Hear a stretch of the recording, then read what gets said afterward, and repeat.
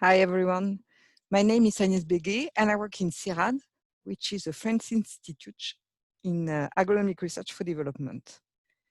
CIRAD has been involved in GeoGLAM from the beginning, first through the participation to the GECAM initiative and then to the participation to the European Sigma project. Since then, few contacts happened, and I would like to thank Jan for inviting me to this meeting and giving me the opportunity to share with you some CIRAD research results and thoughts that might be of interest for GeoGLAM. But for this, let me share with you my screen.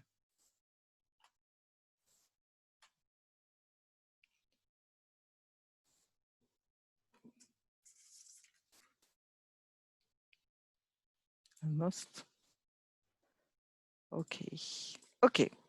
To set things straight from the beginning, it's important to specify that CIRAD does not work at global scale and is not involved in large international initiatives, but it does applied research at local and regional scales. Our research can be summarized in 4 points: countries at risk, agricultural land use and food security, based on a strong local partnership, and the production of geoinformation for public policy. To achieve our mission, we develop methods based on Earth observation, of course, to produce maps of what you call the essential agricultural variable, that is to say, the crop area, with crop type mapping in smallholder agricultural system, but also yield or yield anomalies still in the same smallholder systems. But we also work on the supporting variables for agricultural monitoring, such as the cropping practices, multiple cropping, irrigation, integrated crop pasture system or fallow, agricultural system zoning, land degradation and restoration mapping, but not only, also mapping of the main drivers, either climate or human drivers, and also on farm typology, such as the detection of a large-scale land acquisition. To produce this variable, we rely on various resources, Earth observation data, of course, with optical and radar time series, but also on very high spatial resolution that are processed with object-based approach. For this, we develop an image processing chain that we called Moringa, and which has been applied on most of our study sites. So we also rely on the ground observation network, which is part of the GECAM network, which is mainly in South America, West, East, and Southern Africa.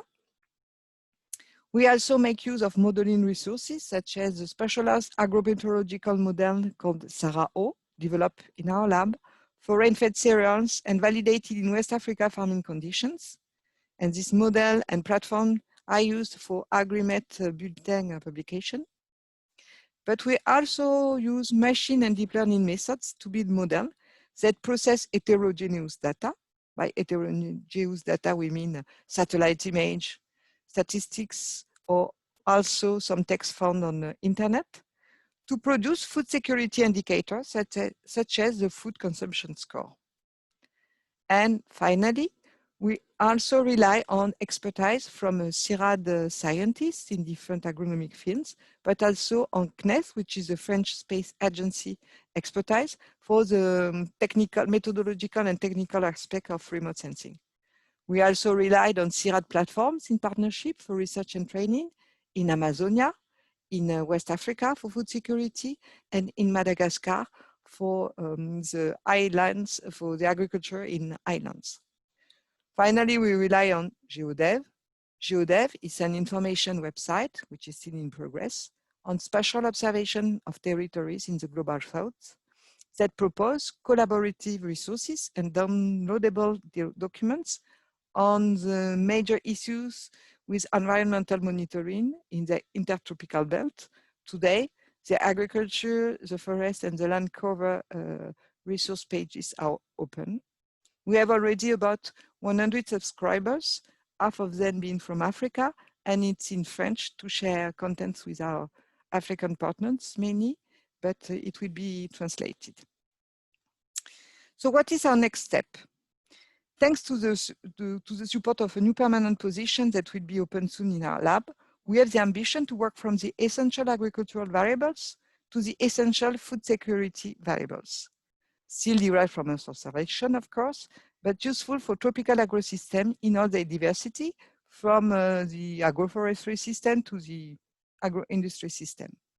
To do this, we will adopt a data image model approach as usual, and we will work more closely with other scientists in different domains such as economy, human geography, to define new variables with them.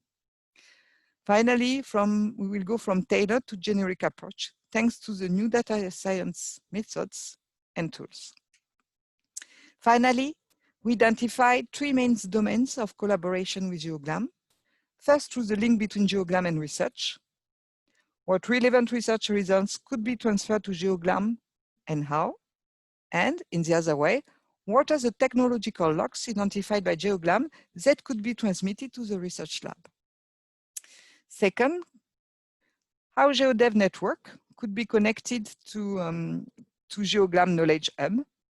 This could be done through DataTerra, which is the French little brother of Geo Knowledge Hub, or more directly to GeoGlam Knowledge Hub, like the AMA resource site.